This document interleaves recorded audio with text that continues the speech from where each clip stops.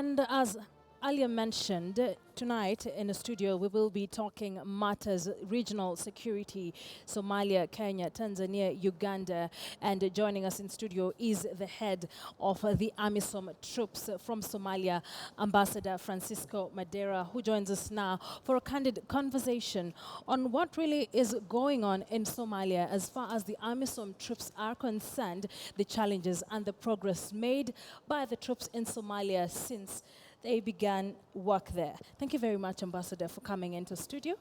Thank you very much, Akisha, for having me.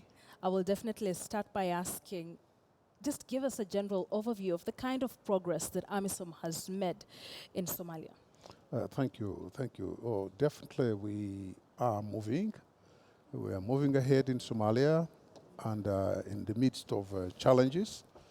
But we have at this moment, as you know, Mogadishu is a place where you can live. The capitals of different regions are functioning. The presidents of those regions are there. More than 90% of the cities and towns have been liberated. We are now continuing liberating other communities. We now need to consolidate these gains, ensure that peace and stability is lasting in these cities and villages so that people can go about their lives peacefully and freely. All right. But even as we talk about the gains, the AMISOM has faced a lot of challenges in the recent past, and one of the latest is the budget cuts from the European Union.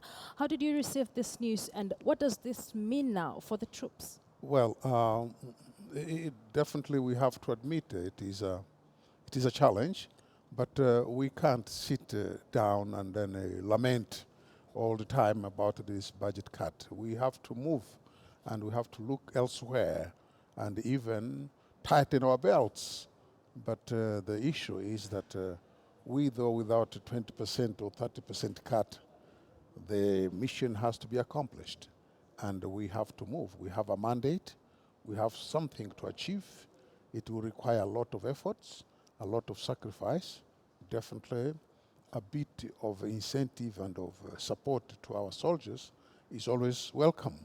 But if it is not there, we can't stop, we'll move ahead. So we are moving, trying as much as we can. The same way as for our own national liberation, we had to tighten belts, living on no budget at all. If we are now obliged to do that, we have to. What we do is to ensure that the morale of our soldiers remains high by encouraging them, by making them see how important the mission they are engaged in is, making them see what would be the results of a successful AMISOM mission in Somalia for the region, for the countries of the region, for the organization itself, and for the continent, and even for the world at large. So does this mean that the budget cut has not affected operations in Somalia and consequently the morale of the soldiers who are there? No, definitely the morale of the soldiers has somehow been affected. That's what I'm trying to say. Yes, to try to boost this morale, that first of all, we did not come here to look for budgets and salaries. We just need means to fight. And if that salary is not there, we have to find ways of going ahead, and we cannot stop pursuing our objective. But as we do that, the Commission has been looking elsewhere to see if we can find some alternative resources to cover the missing 20%. And in that context, we have set up a working group with the UN to see how we can deal with this issue, but also how we can enhance AMISOM's capacity in all other fields. And this working group has met a number of times, and we believe that it will reap some results. We're also looking in other corners in the Middle East and Far East, still looking for support to our mission. Let's talk about the kind of reactions that we've gotten a few weeks back from the president of Uganda, who are considering pulling out their troops. We've had similar sentiments from Kenya as well. Does this worry you? Well, of course, you see, first of all, let me start by saying that without Kenya, without Uganda, the mission would have been seriously jeopardized. So I want at this point in time to express my gratitude and recognition to President Uhuru and to President Museveni for accepting to consent this huge sacrifice of sending their citizens to fight for Somalia, for consenting huge budget weight to make sure that the soldiers remain there and continue to improve and move the stability and peace in Somalia. Yes, if that happens, it will be a major blow. But we are, frankly, uh, uh, counting on the generosity and the commitment of these countries in times of great sacrifices to continue to fight for the liberation of the region, for liberating the region from the instability created by Al-Shabaab and any other insurgent group in the region.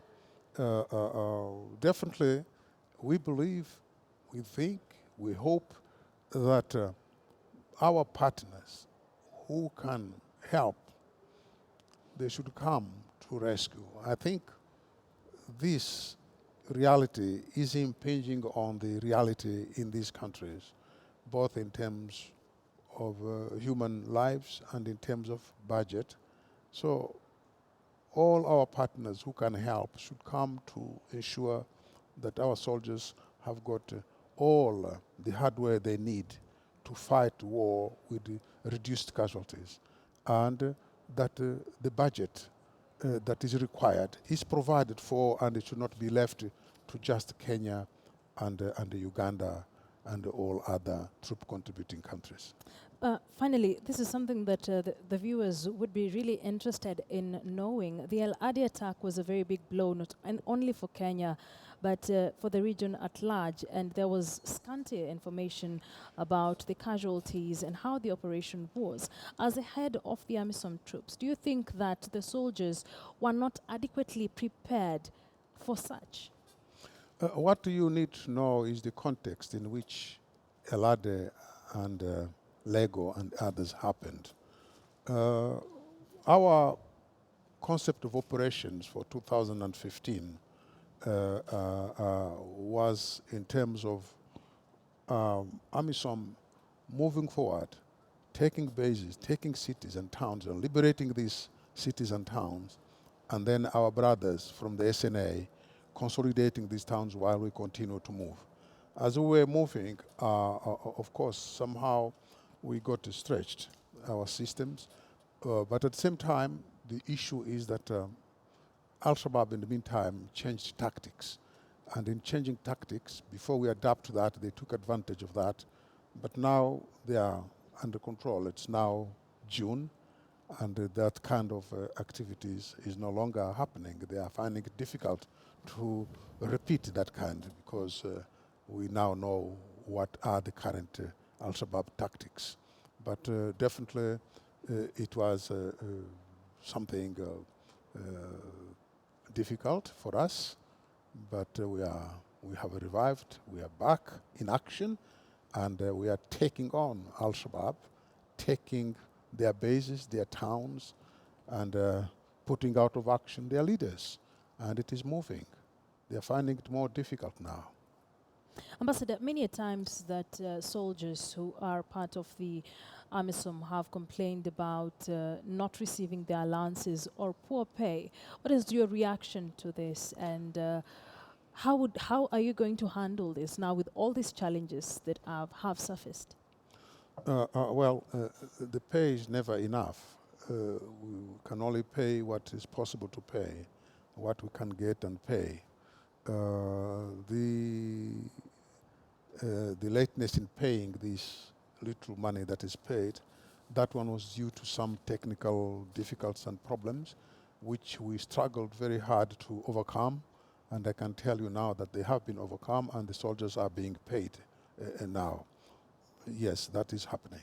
All right. Thank you very much for coming in. I would Thank you. definitely have loved to have a more comprehensive and longer conversation, but in respect to time, thank you very much for coming Thank in. We'll you. just end Thank it you very there, much. Ambassador. All right, that was the head of AMISOM, Ambassador Fransisco Madiera. They're just giving us updates on the progress, the challenges that the AMISOM troops are facing as they tackle the Al-Shabaab militia in Somalia that has